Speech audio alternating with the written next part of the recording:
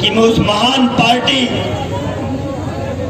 कांग्रेस का सदस्य हूं जिसने इस देश को स्वतंत्रता की सांसें दिलाई, जिनके नेताओं ने हम मंच पे नारा लगा रहे थे, जय जवान जय किसान का नारा दिया, उस संस्था का, उस कांग्रेस पार्टी का सदस्य हूं। लेकिन इस मंच पे आज मैं शर्मसार भी हूं।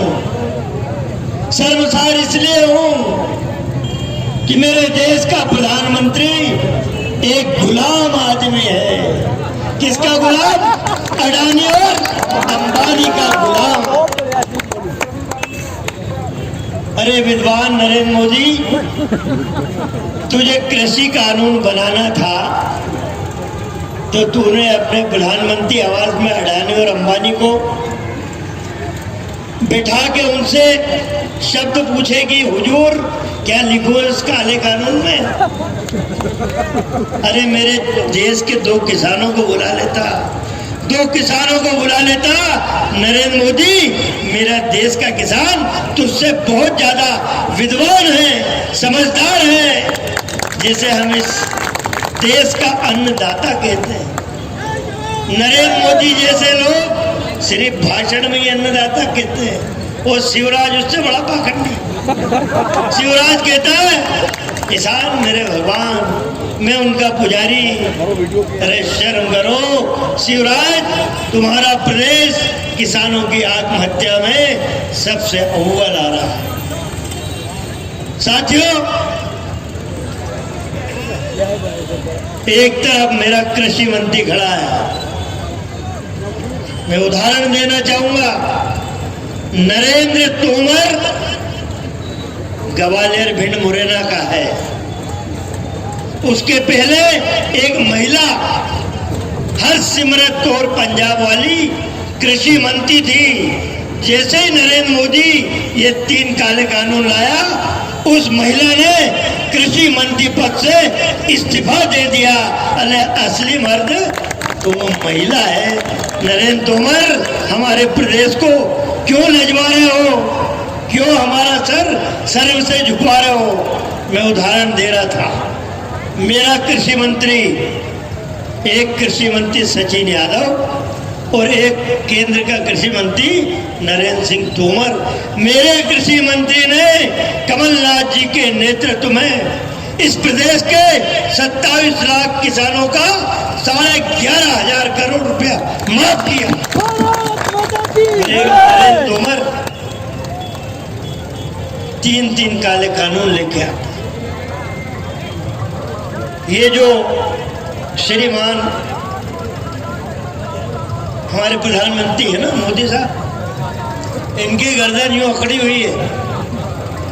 वो किसान आज 56वां दिन है, कल 55 दिन हुए थे, आज 56वां दिन है और 65 से 70 किसान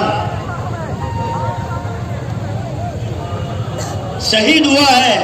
नरेंद्र मोदी, मैं तुझसे मांग करता हूं कि जो किसान इस आंदोलन में मृत्यु को प्राप्त हुए उन्हें शहीद का दर्जा दिया जाए। ये मांग इस मंच से। नरेंद्र मोदी बड़ा जादूगर है इस देश का। उसकी जेब में सीबीआई, उसकी जेब में इनकम टैक्स, उसकी जेब में सीवीसी और अब तो न्यायपालिका भी घुस गई है उसकी जेब में। उसकी गर्दन अकड़ी है इसलिए बता रहा हूं। अब उसकी गर्दन झुके कैसे?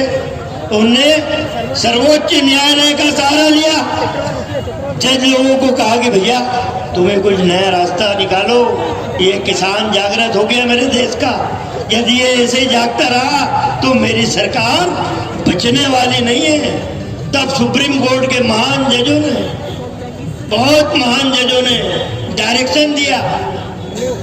4 लोगों की कमेटी बनाई कि ये न्याय करेंगे। वो 4 कौन? नरेंद्र मोदी के सबसे बड़े गुलाम चमचे, जो कृषि काले कानून का जगह जगह भाषण देते फिर रहे थे कि बहुत अच्छा कानून है, बहुत अच्छा। उन 4 को इस कमेटी में रख दिया। मेरा किसान, मैंने फिर कहा कि नरेंद्र मोदी और इस देश के जजों तुमसे ज्यादा विद्वान हैं। जैसे ये कमेटी बनी उनने कहा कि हमें से बात करना हो तो नरेंद्र मोदी आ जाए, हम किसी कमेटी से कोई बात करने वाले नहीं हैं। इसलिए कहा कि मेरे देश का किसान बड़ा विद्वान है। यदि दो किसान भी बुला के कानून बनाते तो एक कानून स्वर्ण अक्षरों में लिखे जाते हैं। साथियों, मेरे नेता राहुल गांधी, उन्होंने कहा था कि भैया ये बीजेपी से तो हम लड़ लेंगे, कोई दिक्कत नहीं, लेकिन बीजेपी के झूठ से तुमको लड़ना पड़ेगा। राहुल गांधी जी ने कहा कि किस तरह का झूठ बोलते हैं।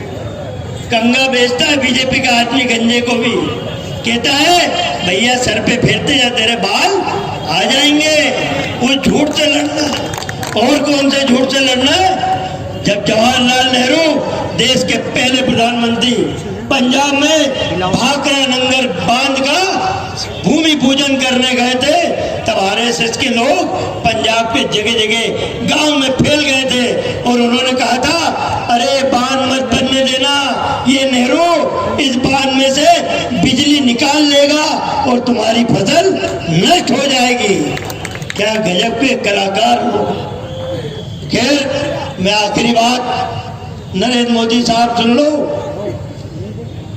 मेरे देश का किसान अन्नदाता है। मेरा किसान रीढ़ की हड्डी इस देश की। इधर फसल खेत में पसीना बहा के फसल उगाता है, उसके घर में एक टाइम का चूल्हा भले जले, लेकिन किसी भारतवासी को भूखा सोने नहीं देता, परिश्रम करके अन्न पैदा करता है। और सुन लो नरेंद्र मोदी, सेना में बॉर्डर पे उसी किसान का बेटा सैनिक के रूप में भर्ती होता है। अडानी और अंबानी की औलादें सेना में भर्ती नहीं होती। इसलिए रतलाम के सराफा व्यापारियों, सारे व्यापारियों को बोल रहा हूं, पर अभी सराफा से हो गया है। सराफे के व्यापारी बंधुओं से अनुरोध करता हूं, बड़ा सोना प्रसिद्ध है यहाँ का, 1-2 महीने तो तुम्हारी दुकान पे चमक और दिख जाएगी, लेकिन ये मान के चलना कि किसान की क्रय शक्ति, खरीदने की शक्ति यदि कम हो गई तो तुम्हारी दुकान पे कौवा भी खरीदने नहीं जाएगा। इसलिए आ जाओ किसान के आंदोलन में, आप भी हम लोगों के साथ में खड़े हो जाओ। आप सबका बहुत बहुत धन्यवाद। जय हिंद। हम रतलाम जिले के लाखों किसानों की ओर से आज 19 जनवरी 2021 को हजारों किसानों तथा हजारों ट्रैक्टरों के विशालमय रैली के साथ यह ज्ञापन आप महामहिम को प्रेषित करते हैं। तीनों कृषि अध्यादेश अविलंब निरस्त किए जाने का आदेश प्रदान करें।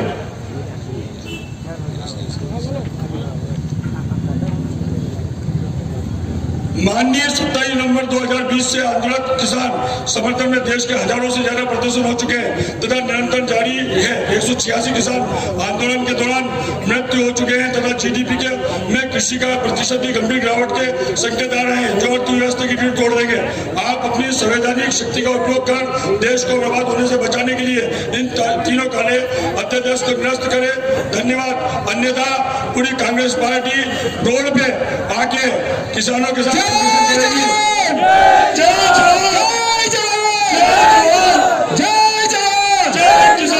एटीएम साहब, आपको एक ज्ञापन हमने महामहिम राष्ट्रपति जी के नाम दिया है, आप भिजवाएंगे, ये सभी को अवगत कराने की कृपा करें।